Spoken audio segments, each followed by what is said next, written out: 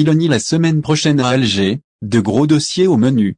Giorgia Meloni, successeur de l'ex-premier ministre italien Mario Draghi à la tête du gouvernement italien, se rendra dans les prochains jours en Algérie.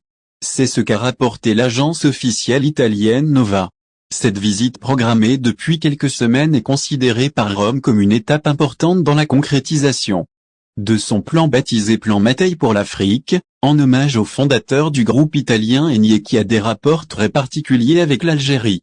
Meloni ne cache point son ambition de transformer l'Italie en hub énergétique pour toute l'Europe. Les accords passés avec l'Algérie visent justement cet objectif, celle de garantir un approvisionnement conséquent en gaz non seulement l'Italie, mais aussi de permettre à ce pays de transformer cette énergie et de l'écouler vers d'autres clients potentiels, comme l'Allemagne, la France, ou quelques pays de l'Union européenne.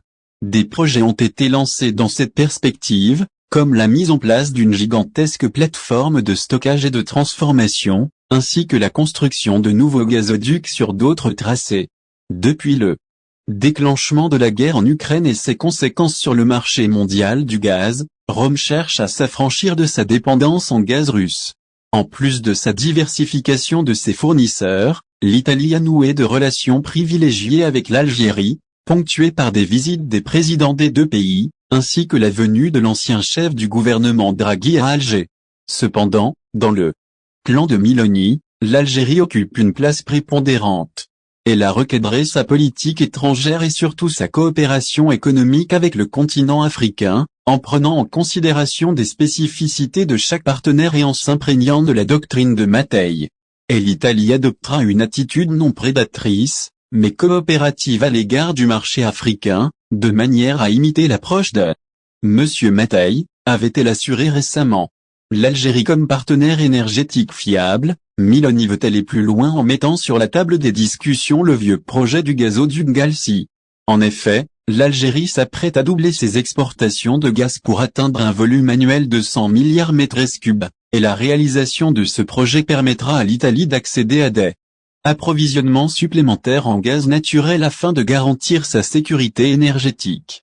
Sur ce dernier point, l'Algérie et l'Italie partagent la même vision de ce qu'est la sécurité énergétique, contrairement à d'autres pays européens pour qui elle ne signifiait que disponibilité de quantité suffisante de gaz sur le marché. Pour Alger, la sécurité énergétique n'est pas uniquement de garantir l'approvisionnement des marchés en gaz, elle engage également des investissements et des marchés à long terme. Le groupe Eni s'est déjà lancé dans des investissements importants dans l'amont gazier, l'exploration et la recherche.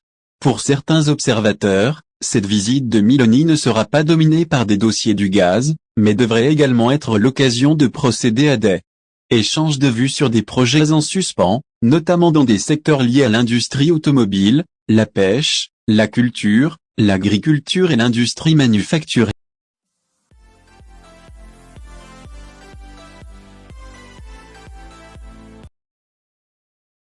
Emmanuel Petit voit Zidane sélectionneur d'Algérie. L'avenir de Zinedine Zidane est inconnu. Les spéculations sont nombreuses. D'abord, on supposait qu'il attendait son moment sur le banc de l'équipe de France, mais Didier Deschamps a renouvelé jusqu'en juillet 2026. Ensuite, il y a eu l'intérêt d'équipes comme le Brésil ou la Belgique, mais ce sont des options qui semblent lointaines. Maintenant, la réalité est que les grands d'Europe veulent ses services. À ce propos, Lionel Charbonnier, l'ancien coéquipier de Zizou et champion du monde de France 1998, a tenté de clarifier la situation. Son désir est d'entraîner. Si tu quittes le Real Madrid, tu dois prendre une équipe à ton niveau, comme le PSG, faut-il attendre 3 ans et demi, 5 ans sans travailler, ce n'est pas possible. Pour entraîner, il faut aussi avoir des attaches personnelles. C'est ce qu'il m'a dit du PSG. Il n'y a pas 50 clubs. Les Brésiliens seraient très contents de recevoir un entraîneur comme Zizou. Il veut marquer le football mondial.